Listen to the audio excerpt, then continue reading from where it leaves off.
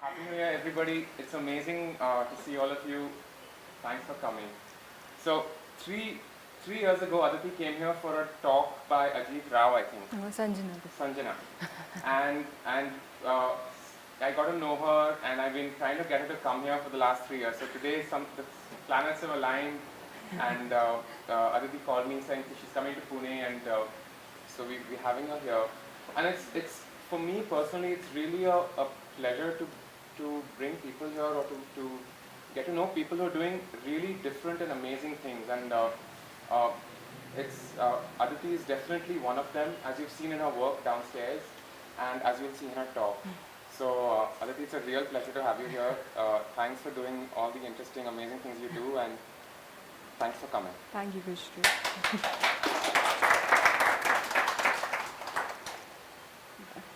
Hi, everyone. So, yeah, this talk has been long due, like Khushbu said, and as excited as I am to give this talk, I'm also a little nervous because this will be the first time I'll be talking about my personal journey rather than just showing what I do, my works and stuff. So that'll become part of the journey. But this is where I started. This is really where I was at the beginning. My mind was completely empty and a blank slate. And well, if you could actually read it, do you want me to say it or you read it? Okay. So this is something that I actually saw 3 years back. In fact, it was one of the years I was going. Like it was a really tough time for me as an artist, as a practitioner of book arts, and weirdly enough, a friend actually forwarded this link to me, and we keep exchanging these interesting links. And Brain Pickings is one blog that we always look at, and in that blog, it was this Bruce Lee's video where he spoke about water, and he actually said, "You must be shapeless, formless like water. When you pour water in a cup, it becomes a cup. When you pour water in a bottle, it becomes a bottle. When you pour water in a teapot, it becomes the teapot. Water can drip and it can crash. Become like water, my friend." And that was so powerful at that moment because I think I just needed to listen to that moment. And it made me just sit and think about everything, about the beginning of my life, my journey. And it's been interesting because I think I never thought of it before that. Before that it was just like, okay, today is the day and I'm going about doing my things, and life was going on like that. And that day I sat and I realized how my journey has been, and this presentation is really about that. So I have really, really begun to believe in this, that universe has a path carved for you. Everything kind of aligns to that. So the story begins here with my parents. That's, okay, that's my father, that's my mom, that's my brother. So to actually take you back a little bit, they have a beautiful relationship, and that has affected me and my brother a lot in a lot of positive ways. We've been loved, we've been given a lot of love as kids, and that has kind of given the strength to go through all the things that life entails later. My brother here has never actually left my hand, and I can say that till now. Like, he's my pillar. He supports me all the time. My dad is a visionary. So every time I'm lost, I would just go to him and have a conversation with him about just any random thing. And we would talk about something else, and it just suddenly gives me a lot of perspective about what I need to do and where I need to go. My mom, I think, is like my backbone, right? Like, she supported me physically, mentally, emotionally every time. She supported the entire family, I think, like all moms do. But it's not just their love and warmth for us, it's also their educational backgrounds that makes a very important aspect of who I am and how I work. So my dad's a mechanical engineer, my mom's a mathematician, and my brother's again a mechanical engineer. my dad and mom, my dad initially started his company. Like we come from a service family, but he started his company, his business on his own. And there was no support with two of his friends. And the kind of struggles they saw at that time in Rajasthan, we based out of Udaipur. And he saw his own set of struggles. He saw his partnerships broke with his very close friends. And that's when my mom came in picture. She was a professor of mathematics in the university. And she came and she joined him as business partner. So from childhood, me and my brother have seen a very equal relationship of my parents. So being in Rajasthan, which is like always said that, you know, the women are not given equal say and all of that, I've never known that. I've always known that a woman has equal say in every decision that is being taken in household and in our business. My brother, I think, grew up early for a lot of challenges that we saw, my parents saw during their struggle time. So he saw a lot of these nitty-gritties, but they all protected me. At a later stage, I'll show you how their understanding of science has affected my work a lot. So interestingly, just this, okay, so I have to get back a little bit on this one because when I was in school, I was an average student, but all my family, everyone I saw was like brilliant in science. And if you're living in Rajasthan, there are two aims, right? Either you become a doctor or you become an IIT engineer. So, I mean, not that my parents told me to become any of those, but I think that was just the aim because I saw it around. And when in my 10th standard, I was really unwell. And my mom saw that, you know, I struggle with science. I'm not a bright student and I'm not somebody who enjoys solving math problems or like doing experiments. So she kind of insisted that I take a different stream. And that's how commerce happened to me. And I absolutely hated it. 2 years of high school was like just terrible for me because I just didn't want to be in commerce. I wanted to be in science and I couldn't believe that was happening. So then, interestingly, after 12th, of course, I said, you know what, I want to go to Pune and I want to go in symbiosis. That was like literally a zid that I was adamant on. And my mom kind of figured out, she went from places to places, figured out that I love art. I kind of, like she always knew it from my childhood that I enjoy art the most, like I love painting and the most focused I am in life is when I'm painting or when I'm doing some sort of craft. So she said, no, you need to pursue that. So she like went out of her way, found out about people, and that's when Jaipur happened to me. I got admitted in this college called ICG. It's called International College of Girls. It's associated with the Rajasthan School of Art. And I think by then I realized I was really lucky after the first year because it was absolutely amazing being in fine arts and applied arts because the first year was just deciding and, you know, making a lot of friends, and I was just surrounded by the right kind of people. By that I mean people who were interested in the things that I was interested in, and there were professors who were just telling us how to do it nicely, what we already thought we knew, right? So the skill development that happened in ICG, and I was also lucky because when I studied, we had professors from Shanti Niketan, MSU Baroda. So their understanding of art was so beautiful that it kind of resonated in all of us and kind of carried forward.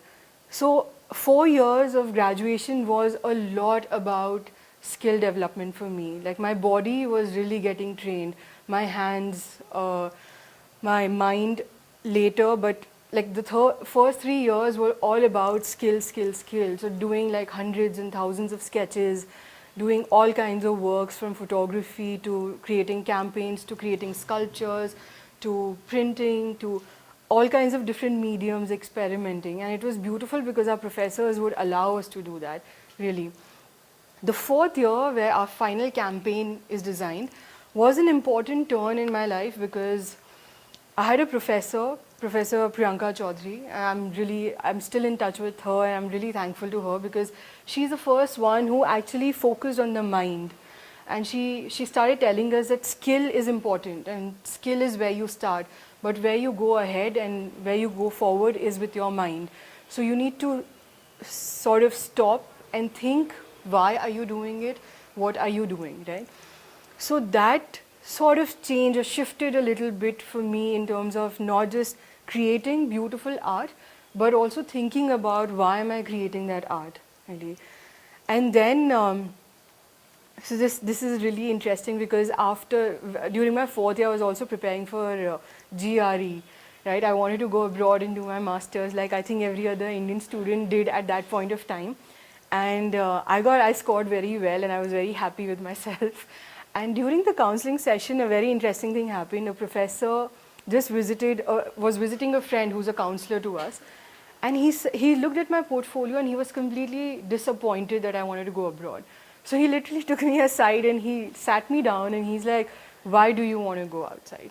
So I said, "Why not? Like, like what is the reason I shouldn't?" And then it was this 1 hour long conversation with him where he was really a passionate Indian.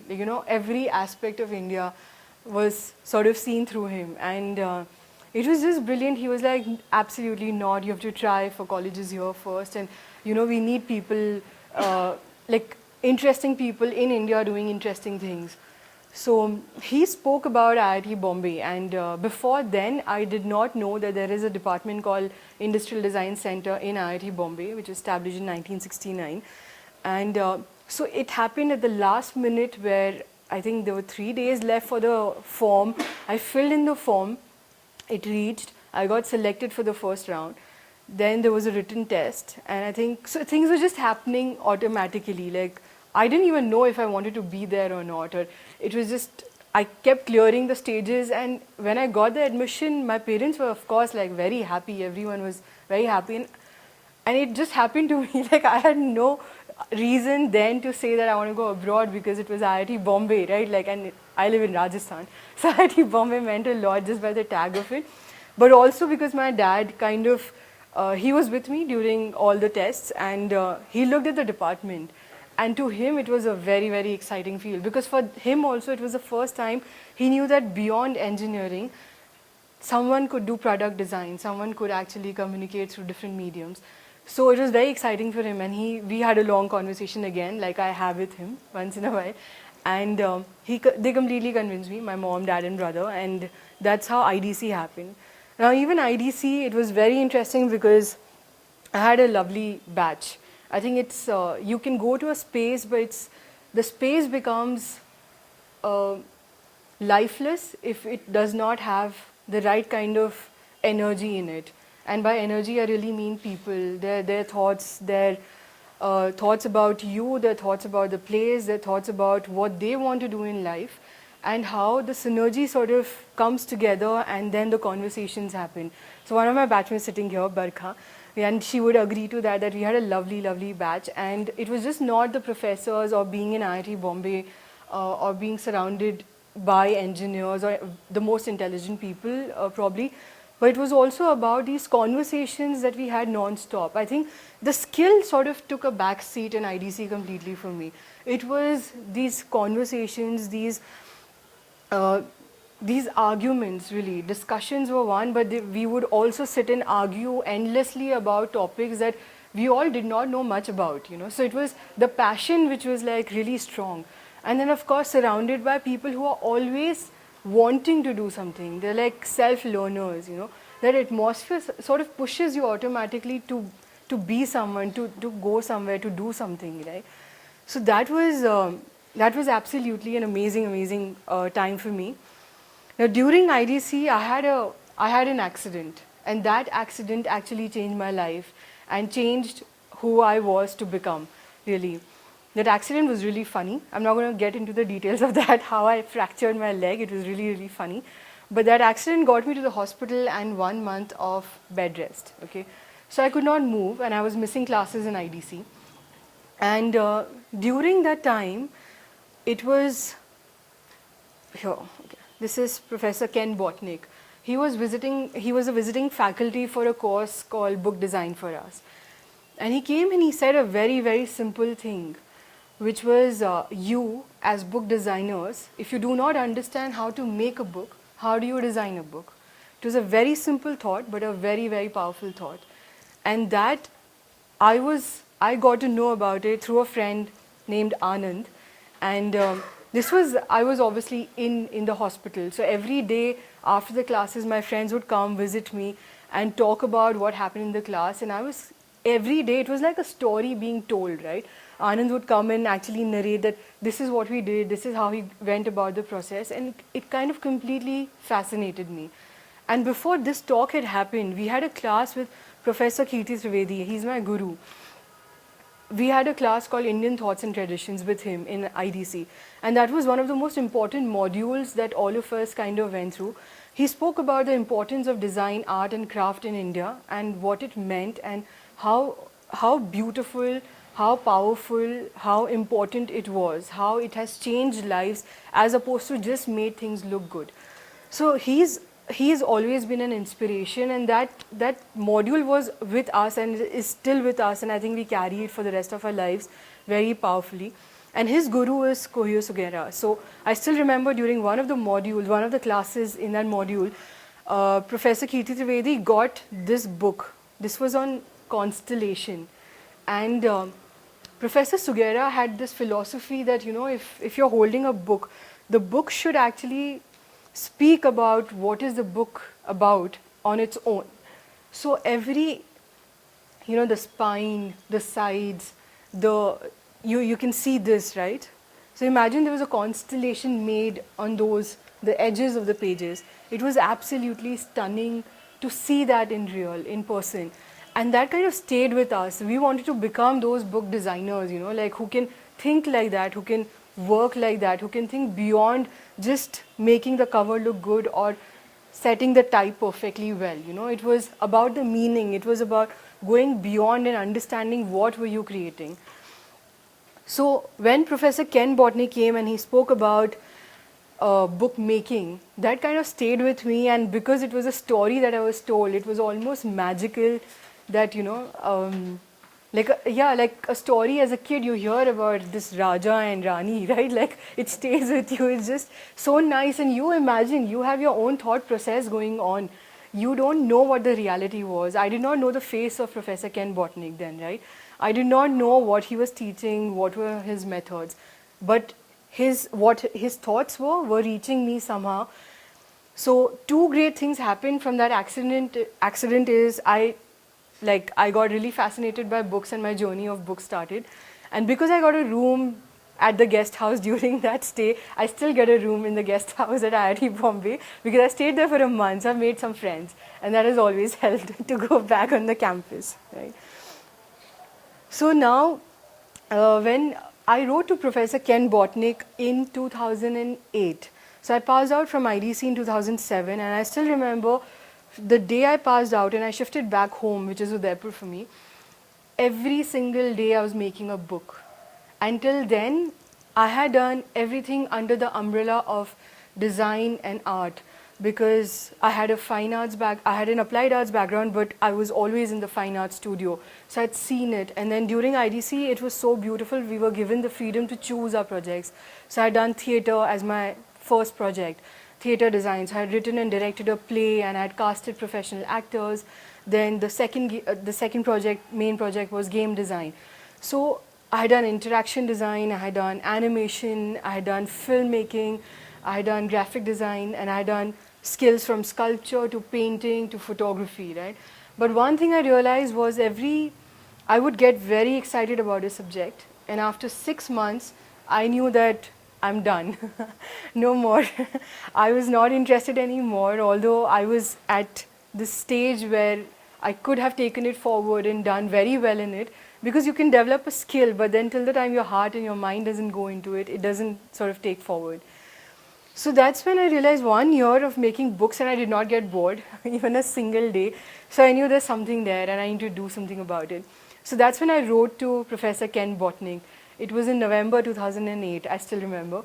And he told me that he was visiting India in January 2009 for a class at NID. So I wrote to him, can I come and meet you in Ahmedabad? Ahmedabad is like 6 hours from Udaipur. So he said, why not? Are you sure you want to just come and meet me? I don't know you. Of course, he did not know me at all because I didn't attend his class, right? So I went to Ahmedabad and I took a lot of my books with me, right? And he was completely amazed. He was like, "Did you make all of these?" Of course, they were ridiculously bad. They were, they were all kinds of wrong. They were wrong bindings. They were just incorrect proportions, incorrect everything. But he was just amazed looking at that, and he just could not believe that I had pursued it so strongly when I had not even met him or attended his class, right? So he said, "No, you need to take this forward." So he kind of started writing emails to me. He was very sweet. He said, "You know what?" He started sending me these course links. And I told him I wanted to pursue this further professionally, but I needed to sort of structure myself. I wanted to learn it nicely before I kind of took it up. So he started sending me links, and they were all from United States, and they were all 2-year courses, which I was absolutely not keen on because I was done with my studies. Like, I was never keen on studies, but I was done with my studies. And that's when I started looking at courses. And I was like, during my fine arts days, we had a brilliant professor, Professor Priyanka Bodia. So there are two Priyankas that affected my life a lot during ICG. She actually taught us art history, and the way she taught us, I mean, I can tell you, when I studied in Italy, I was in the museums some 6 years later of what I had learned, and I was in front of paintings and I knew exactly where the artist had left the brush hair. It was that passion that she taught us with, and it was absolutely amazing. Those classes were our favorite classes, right? So when, kept thinking that, of course, I'm going to invest so much money in my education further, so I might as well go to a place where I would enjoy a lot. So that's when I started looking at Europe and colleges in Europe, and that's where this school called SRISA, Santa Rapirata, International School of Art, I came across that.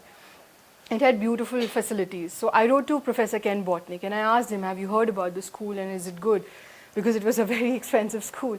So he said, "Yes, I've taught there. It's a perfect place for you. Just go." And it was just like, that moment was waiting, right? So I applied again. Everything was last minute because it was already, I think, early March or something, and I was to go in August. So I wrote to them and I got a scholarship. I got very happy, finally. So I reached Italy, and that's where I think everything changed for me. My idea of art, my idea of life, my idea of living a certain way changed, because I reached there and I was only Indian in my batch, right? And my professor would actually start her classes by saying, "Oh, so this is how we practice," and "Oh, Aditi would know she's Indian." And I was just like, what? There was a prayer before our class. We spent 1 week just touching paper, then 1 week just folding paper, okay, then 1 week just understanding how to put a cut in the paper where you're almost taking permission of the paper before cutting the paper, right? And it was just not that. It was the attention to detail in every aspect. And because it was a course, it was an American school based out of Florence. So, it was based on credit system. So it wasn't like I could only take book arts. I had to take different subjects. And initially I was really resenting it because I was like, I want to be focused on one subject, but I'm so glad that did not work out and I had to take other subjects because there was something called letterpress printing. Now, as type designers, you are now in our generation, even when we learned, this is 10 years back, we've passed out of IDC in 10 years. So during our generation also, we were taught on computer, on paper, of course, but then on computer. And type always scared me. It was a subject that was overwhelming because there were so many nuances to it and you just don't know how to operate. But when I reached Italy and when I started working on letterpress, it was absolutely amazing. And I do not understand why the Indian schools have stopped these practices of traditional printmaking, traditional doing everything by hand first, because your learning is much deeper in every subject. So the same applied for books, right? So because we were creating these artist books or concept books, we were to do screen printing, we were to do lino cuts, we were to do letterpress printing, and there were different workshops for that. Every workshop that I went for, the tutor there, the people there, their love and attention to detail was phenomenal. Like we were also during the course, one of the courses, I'm forgetting the name now, but it was something to do with the history of textiles. So we were visiting these studios of the biggest brands on earth, from Chanel to Louis Vuitton to, and you know, till then I think I was just not conscious of what they do or how they operate. But when you go to the studio, when you meet the main craft, the main artisan, you know, for him, like doing sewing one thread from one hole to the other is life, and he's giving all that he has to that one step, to that one process. And it was so stunning to look at that. It was, they spoke about wine like that, right? Like they spoke about wine is life, they spoke about thread being life, they spoke about everything. So if you go with a historian to these architectural places, they would say like, you know, this is it, this is life, this is what you live for. And if you go to vineyards, they would just say, this is life, this is what you live for. So passion was, I mean, Italy is the only place on earth probably where people take breaks on lunch and dinner to go buy fresh food, come like vegetables and fruits, and come back and cook it, you know. So like you could just never go to the art shop and see it open because people were always away and doing these things. So it kind of changed my life completely. It was just 6 months in Italy, but it gave me a lot of depth in understanding of my subjects, not just what I was learning there, but also everything that I had learned before. Because suddenly I was questioning everything, because I did not look at any subject in so much detail. It's not our professors were not there or our tutors all over were not there for that support. It was we not questioning them, you know, questioning them enough. And this is life, like we don't question enough. And we've been told that often, but still we don't act on it. So that act, that started from Italy, and that was very important for me. The first artist book that I made in Italy was this. So we had just, on our history tour, we had just visited Milan and, Venice. Milan also later, but Venice. And it was beautiful. The way people love masks there and the craft of mask, right? And there was this central square, and everybody, there was a festival going on that day. So 90% of the people in that square were just wearing masks. And it was so fascinating that I could not see anybody. At the same time, everybody was fascinating. And that I took back to Florence, and after that trip, we were doing our first artist book. Before that, we had just learned bindings. So I'll also speak about bindings at a later stage. But the first artist book was very important to me because that was what I had gone to Italy for, really. Because bindings was something that I did not know that I'll get to learn. I just knew I'll be making artist books.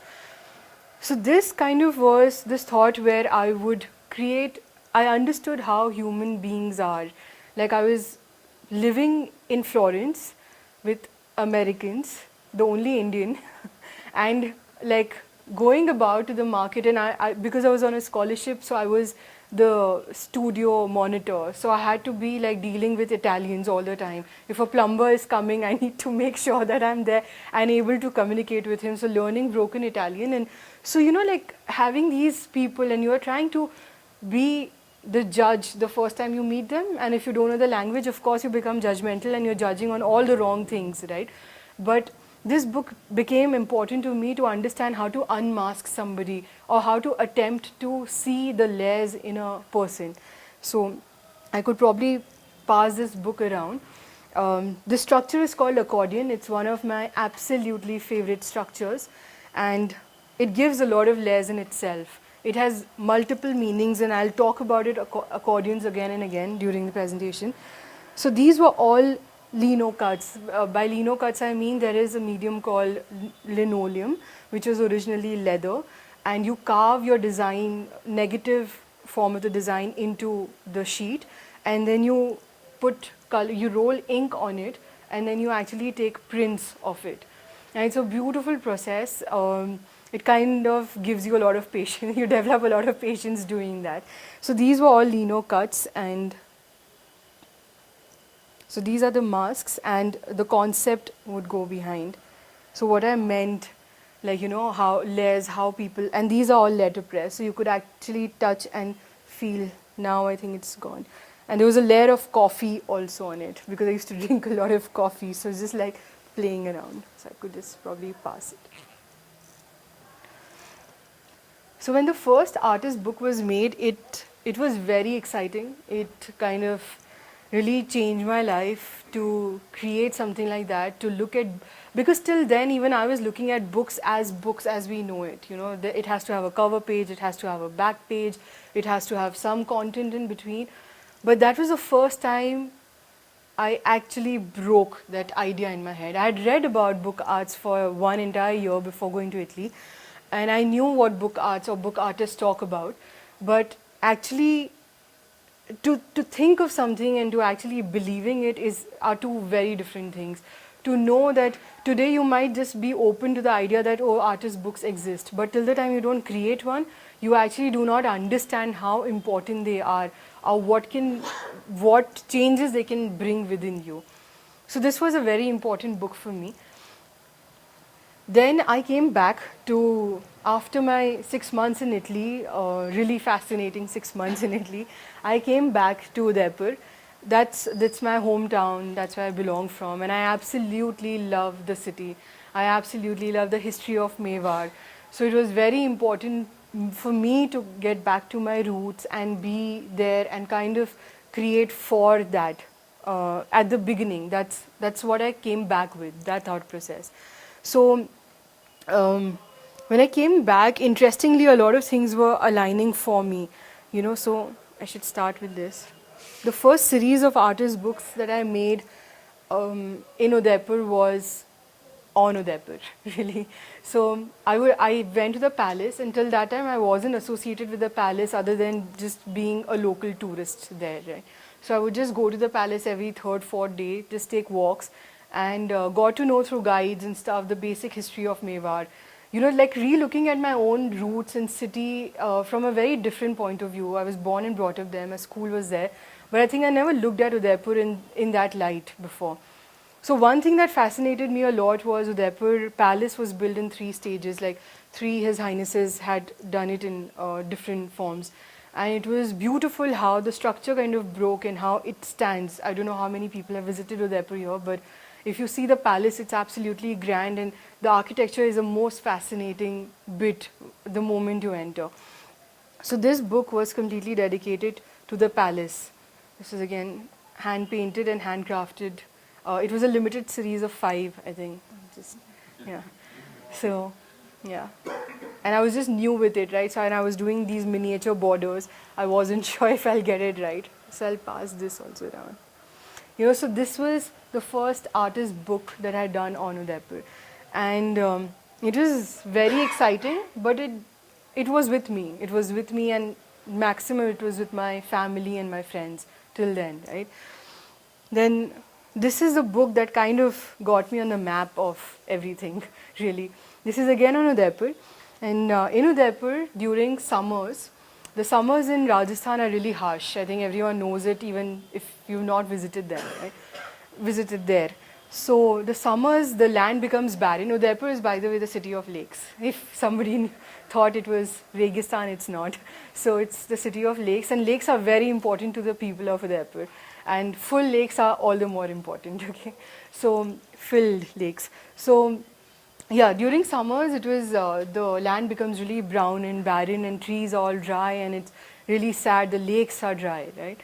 And then there is suddenly this dramatic change of events, and it just becomes beautiful and green, and the lakes are full, and the hills are green, and you enjoy your rides here and there, and it was just fascinating to me. And the change has always been very important for everyone who lives in Udaipur. And as a kid, I had actually seen peacocks dance, right? So I wanted to get that feeling captured in one of the books that I made. So it was this book. This is the first time that I created a book which was something that I had not learned before, the structure, but I wanted to play with the meaning and the idea.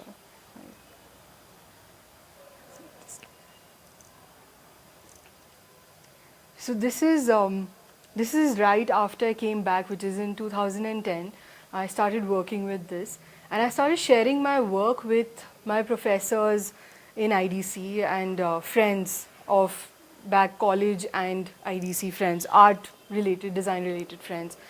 And 2010 December, I think it was a very important moment for me where my guru, you've seen him, Professor Kirti Trivedi before, he kind of invited me to take a workshop in IDC and to talk about my work and take a workshop.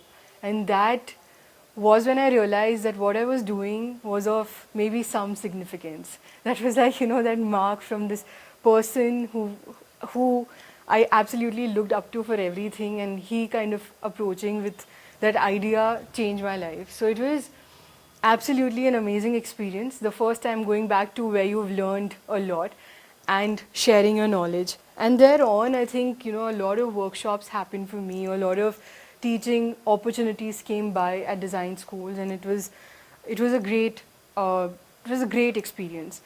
And somehow 2 years went by, like I was still creating books, of course, and I was visiting these places. I was excited to go to new places and take workshops. But 2013 January, it kind of shook me a little bit, because I was like, what I'm doing is I'm actually just going around different places and doing the same thing, like talking about the same thing. Because I did not sit back and think or give myself enough time to realize that I need to also develop. I've just learned and came back. Like, it's not like I've done it all and created everything that I wanted to. So that 2013 January was an important moment where I got back and I sat back and I realized, no, I need to stop this and I need to just focus on my work right now, right? So I started creating a lot of works that time. 2013 was also a very important year for me, because I got connected to one of the organizations in Udaipur called Aviran, and they practice indigo dyeing and hand block printing. They started the unit in Akola, which is a village 40 kilometers from Udaipur, and they got their practice to Udaipur. We were introduced, Alka and I, Alka who heads the organization, were introduced by somebody called Lakshmi Murthy ma'am, and she's a pass out from NID. We have a very small design or craft group in Udaipur. So she introduced us, and that time I think, like, because she was already running an organization. So to me, suddenly that the formal making my organization or my thought process into a formal entity came to me for the first time. Before that, I was just working as a freelancer. And with that association, we absolutely loved what we did. Like, I loved indigo dyeing and hand block printing and the processes they were following, and she loved the bookmaking processes I was doing, right? So we decided to collaborate. And that's when a lot of these indigo books that you'll see downstairs and with me happened. And that's also an important time, because that's when I started looking at crafts of Mewar. And this happened in January end, and March I was given a wonderful opportunity at the City Palace of Udaipur, where they used to organize this event called Holika Dahan, which is Holika Dahan basically, and Shriji still performs it in the traditional format. So people come and gather, and there's this entire ceremony of Holika Dahan that happens. It's absolutely stunning. And during that time, they used to have a workshop called Rang, which was to promote crafts and arts of Mewar, to support the artisans. So I was invited as a person who could, like a design intervention kind of person who could look at the crafts and arts and understand the contemporary markets and create something which would be in the language of the new, right? And that's when I was like literally like placed in between these absolutely evolved artisans and craftsmen and artists, some who are like 17 generations of practicing their craft. And then those discussions really opened me up to a lot of crafts of Mewar, looking at them differently. It kind of got me connected to the history of Mewar a lot more. I suddenly started looking at traditions from textiles to tikri, to why would certain areas be painted in a certain way or certain objects placed in a certain way. So 2013 was important because I registered my company. The name Babel Books actually was right after, in 2010 itself, right after I think I came back from Italy, and I wanted to sort of name what I do, like just brand it together, right? And the name Babel is is crazy in itself. So how I got to know it's called Babel is very interesting. So in IDC, the orientation week, I think the second day, we had Professor Raja Mohanty asking. The first question was, who in the crowd is Babel? You know, who in this student body is Babel? Of course, nobody was saying yes. I had not heard this the pronunciation of my second name like this till then, right? So it was kind of crazy. Of course, I did not respond. You know, I was just sitting back. And then he kept on asking, there is somebody called Babel. Who is Babel, right? Nobody's responding because nobody's second name is Babel. And then finally he gave in and he was like, the first name is Aditi. And then I was the only Aditi in the patch, and you know, like I'm like, it's me. He's like, why are you not responding? And I'm like, oops. Like I told him, you know, because we were very sleepy in the morning also, so I just didn't think. And I said, because I've never heard of it before like that, you know. So he said, oh, so you do not know about the Tower of Babel? I said, no. And he was like, so you do not know about the Babel fish? I was like, no. And he was like, so he kind of like left it there. He was like, okay, no use talking to this girl right now. So he let go, but of course that stayed, and I had to look it up the moment the class was over, or the talk was over. So I looked it up and it was really fascinating. I don't know how many of you know about it, but read it up later. But I'll just tell you this, that Babel in dictionary means confusion. Okay, so to me it was just very apt putting my brand name as Babel Books, right? Because I'm always in these minds, multiple minds of what am I going to do. So I showed you this book. This was the first book, right? I'll show you this as well. So this is one of the series that I had actually done with the City Palace during the Rang workshop series. I collaborated with a folk artist, and we created these stories of local local stories which were spoken about or narrated during different times of Mewar in Mewar, right? They were really fascinating to me, and we have an art form there called Fad, which is basically a very long piece of textile, and you roll it out, and you go from village to village and you roll it out, and you actually, a storyteller would go with it and narrate stories of Mewar, of the royal family, of the wars, or some aspect of Mewar.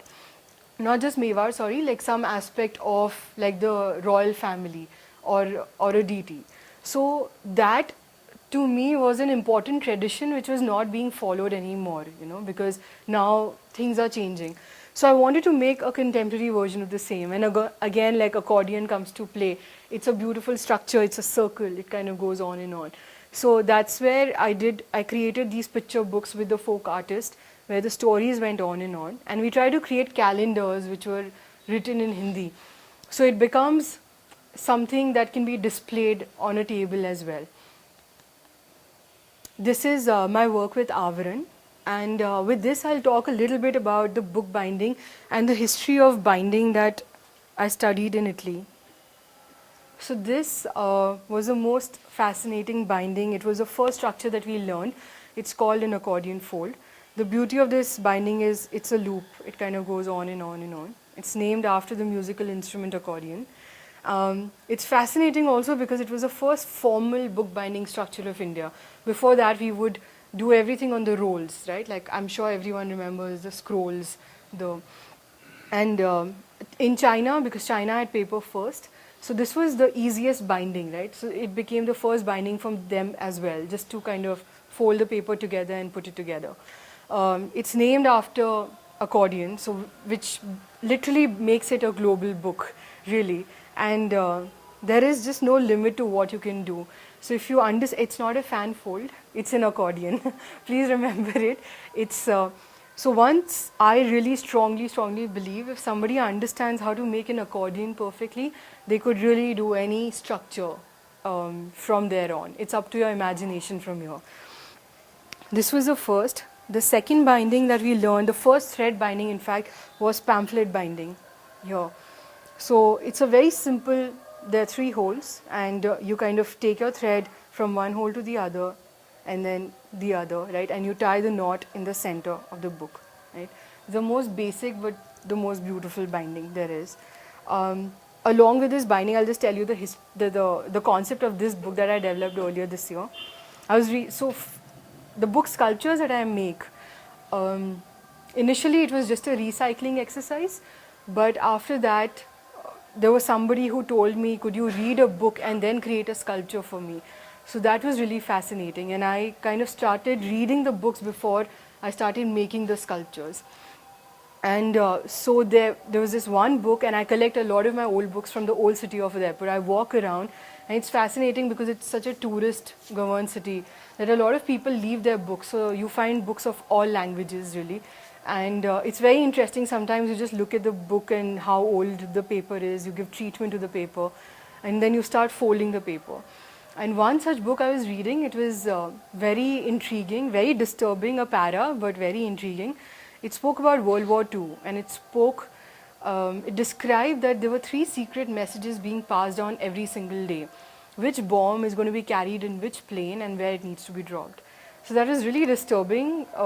It also described how the messages were being passed on. It was an open secret. There were these layers of paper, and people would just pass it on every day. They were just going. So if somebody knew where to look, they could look, but people didn't know where to look, right? So, and I don't know how true it is. It was in a book. I have absolutely no memory of if it was a biography or not. But that para stayed with me, and I wanted to do with that something with that para, right? So this is a more graphic designer, contemporary version of that open secret book, really, where, you know, like these 3 secret messages are denoted by like these 3 colors that I've used. And you could actually write messages here. And if somebody doesn't know where to look, like, they wouldn't really. I'll just pass this around. And this is called Japanese stab binding. It's one of the most beautiful bindings, not just because of the process, but also how it was created.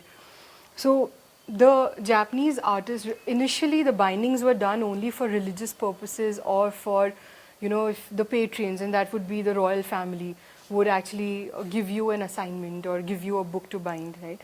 So this was done for religious purposes, and the artist would actually sit early in the morning and pray with the material. So it could, the threads, the paper, and the tools, because for them it was a religious process. They were putting religious thoughts together in one form. This binding is done in one go. So, you know, if you've ever tried to sort of make that square without lifting your hand and see how difficult it is, it looks simple, but it is actually difficult. So this is one of those bindings where everything comes together in one knot, and this was known as a sacred knot. So once you've bound everything, you've put it together and you've closed it, sort of a thing.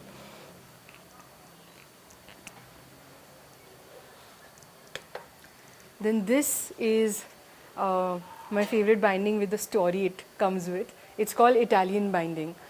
So in Italy, the then students obviously just got leather journals, right? And as fine artists, you're told to do at least like 100 sketches or 500 sketches a day, and you end up doing at least 50 sketches a day, right? But you're still filling in your sketchbooks. So this was innovated by an Italian student. That's what I've been told. So there's no write-up on it, but that's what I was told. And what they did was, using the same cover, they would actually individually sew the folios inside with the cover. So once you're done with the book, you would just cut the threads off and kind of reuse the cover and just put in different folios again. So it was so beautiful. Every binding was innovated for a social or a political or a cause, really. So it just became more important and meaningful why the bindings were innovated. It just wasn't art. It was much more meaningful than that.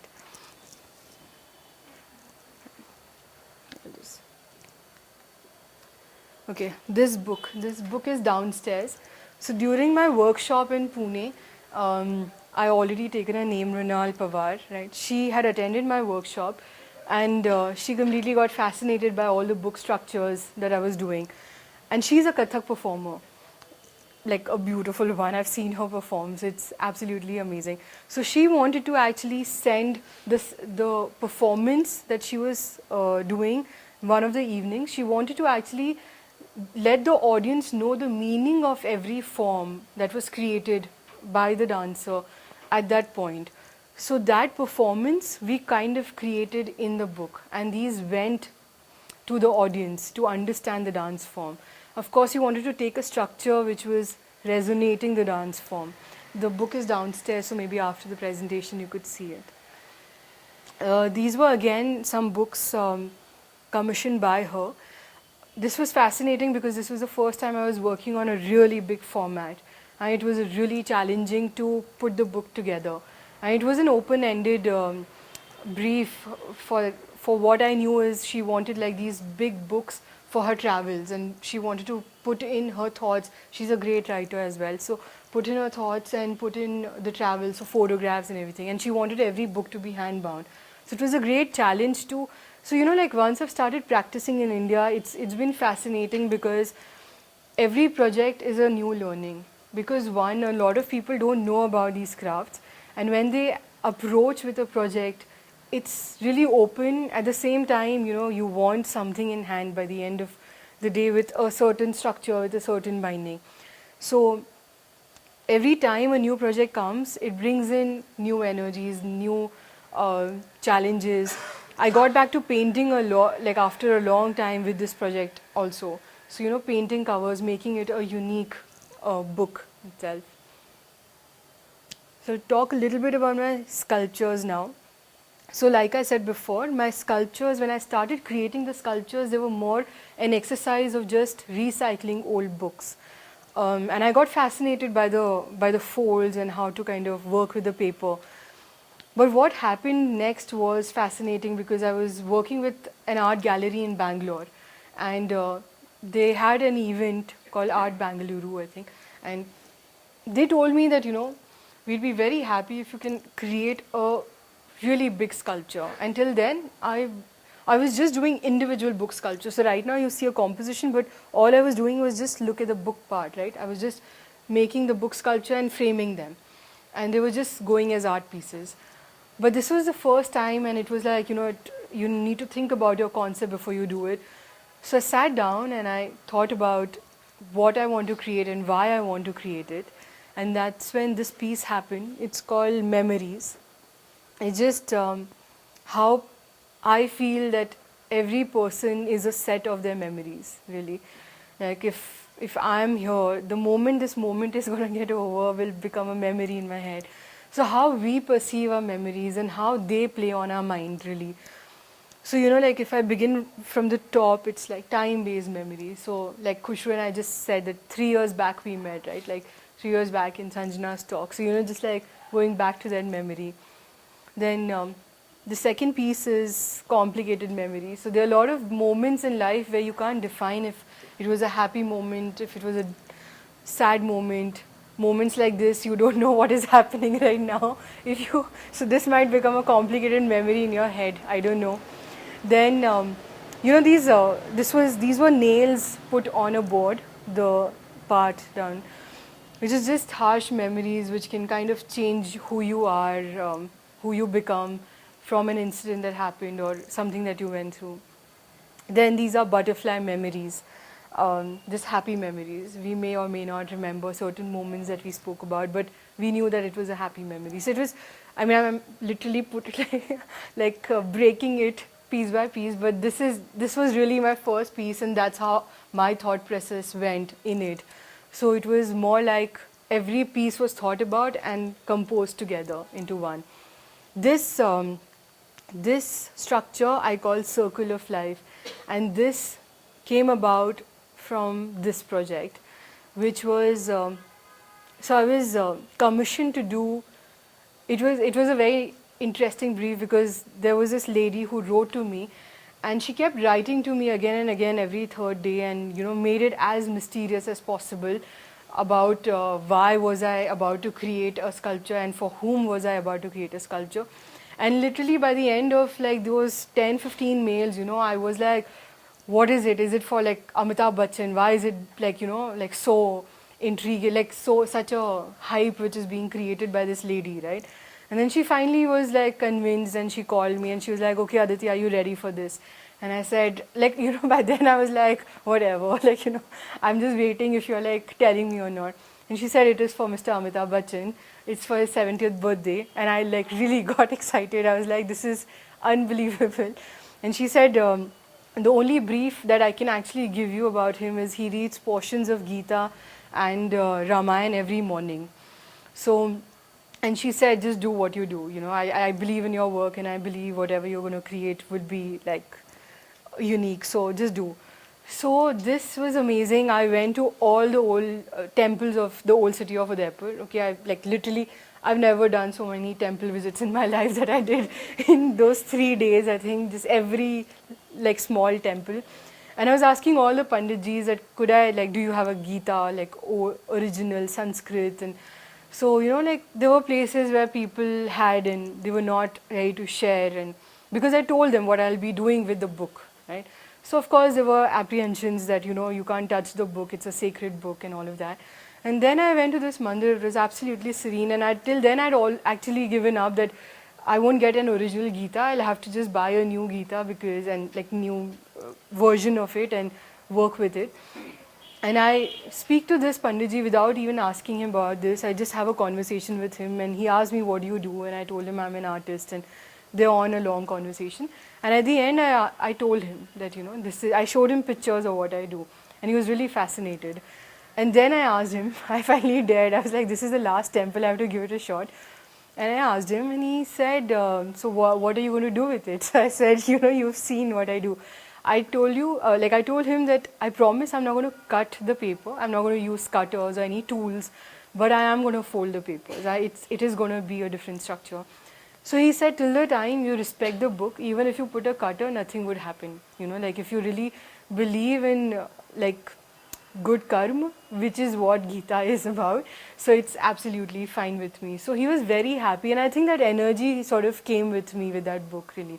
So this is a 1975 or 76 Gita, and I started like working. I did a little bit of restoration of the papers of the book and the paper, and then I started working with the structure, and I didn't know where I was going with the structure.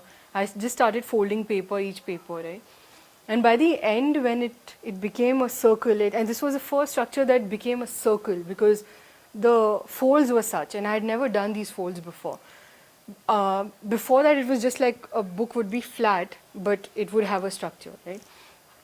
And it just kind of brought in the essence of Gita together, which is basically like every day becomes every page here, metaphorically, and the way you wake up and you question your life, like, you're doing similar actions every day. You wake up, you go to your office, you come back, you read a book, you sleep. Everyone has a different routine. And there are a lot of times when you come back and you question the purpose of your life, that is this what you're born for, and what is the meaning of life? And that's where, to me, Gita, like, or what I understood of Gita was that you keep on doing the actions that you do, you keep on thinking the way you think, and towards the end of your life, you will become this unique structure that nobody else is, this unique person that nobody else is. So it was this similar thought that went into like the sculpture. And then I painted the doors like the covered style, the cover which is kept downstairs. So it was a very important, that was the first like literally storytelling tool that I understood that is a tool, other than saying it's a craft form and an art form. Beyond that, it was such a beautiful storytelling tool. So I wanted to create that in the sculpture. So then again in this piece, this was the last structure that came in. The concept was ready. I never sent it to Bangalore, and this happened in between. So I went back and this happened. So it is important. Then I think again 2 years went by, 2013, 14, 15, 3 years. So, no, 2 years, right? And 2016, by the end of 2015, I was again fried. I did not know what was happening, where I was going with this, and because there's been a lot of appreciation, but at the same time, it's been a lot of struggle being in India and, you know, trying to practice in India, because people do not understand it, and even if they do not know how to place it, where to place it, which I completely understand. But it was very difficult for me to take it into a self-sustainable model in my professional world, right?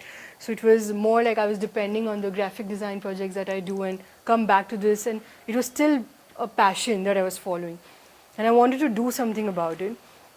2014, I had also done a very interesting course at IIM Udaipur.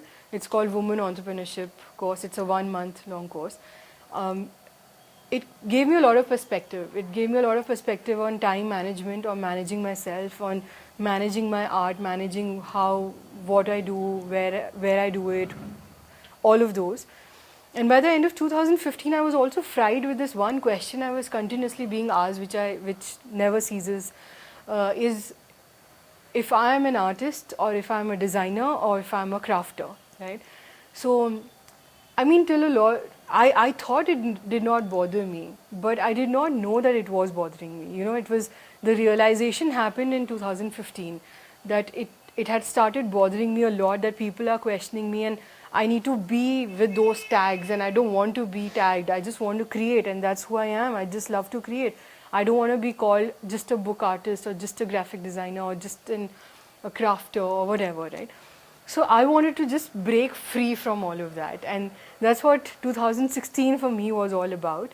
I exhibited in 4 different places. It was an extreme emotional year of like reaching the highest point to reaching the lowest points of rejections, absolutely. But it was a fascinating year. It started with the Jaipur Literature Festival, where for 3 months I continuously sort of slogged and created books, and you know, like I thought this is the place for me, right?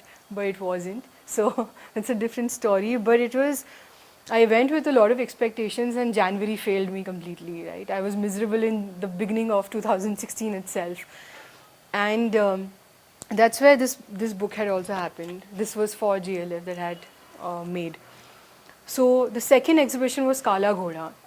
I was given a space to display a sculpture, and that's when I decided, you know what, I don't want to do this anymore. I don't want to be tagged anymore.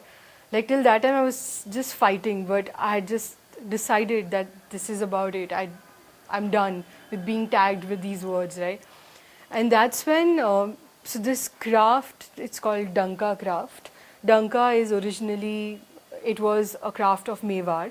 It was done with pure gold, and it was done on textiles. And I'd always been fascinated by it, and I wanted to take it a notch up and do something with it and create, like do some bits of innovation with it. So I decided to create a phoenix. I don't know how many of you could see if it's a phoenix or not. It was the first attempt to create a big sculpture of 10 feet by 8 feet. So it was like the biggest piece I'd ever made.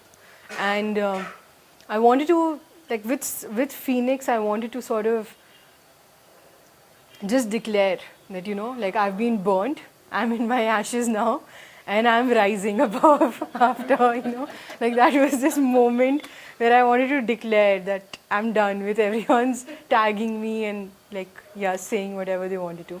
So this kind of like brought in a lot of changes in my work. So 2016 was this year where I broke my rules, because whenever I used to teach before that, or whenever I used to talk about book arts, I used to talk a lot about the structure, the precision, and you know, like my mom being a mathematician, so that comes very naturally to me, and the science background from my dad, and so that's where everything plays for me very well, very strongly, like my dad's and my parents and my brother's educational background, because they are my biggest critiques. So every work which is created is first shown to them, and you know, they talk about it, and then to me, I'm satisfied if I'm ready to show it to the world or not.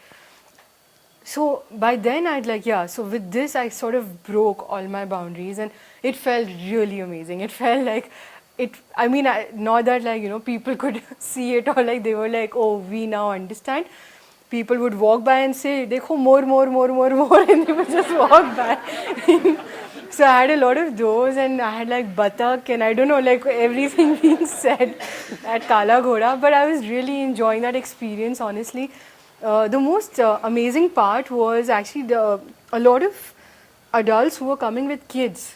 They were the only responsible adults. I felt like, they would make the kids stand and make sure that they understand it's a phoenix. It's not a more, it's not a duck, or I don't know, whatever people thought it was. And they were talking about phoenix. So that to me was the important change, a little change that I could bring about by just making that sculpture. And I had written about the craft of Danka. So there were a lot of people who approached the sculpture closely and then, read about Danka. And it was important for me because there are very few artisans left of this craft in Udaipur now. There are people who are practicing it in Jaipur and other forms, and they're like, it's a more commercial business. But what it was originally made for is somehow losing its, importance, and it's becoming more and more commercial. So for me, it was important to bring that to notice. That happened, so it was fun. Then Babel Fish happened with Danka. So this is what I created completely with that craft. And I worked on it for the first time in the traditional way that they did, like on canvas. So to me, it was a big challenge, but this was a sculpture that I displayed at in an exhibition in Calcutta. Then, again, going back to Udaipur, I think I'm fascinated by every aspect of Udaipur. So water is one of the most important things, and I really believe that flowing water can, like, if you are like flowing water, things just move on. They move on. Everything passes by. It's okay. There's a moment. It's important to go through the dull moments. It's important to go through the exciting moments.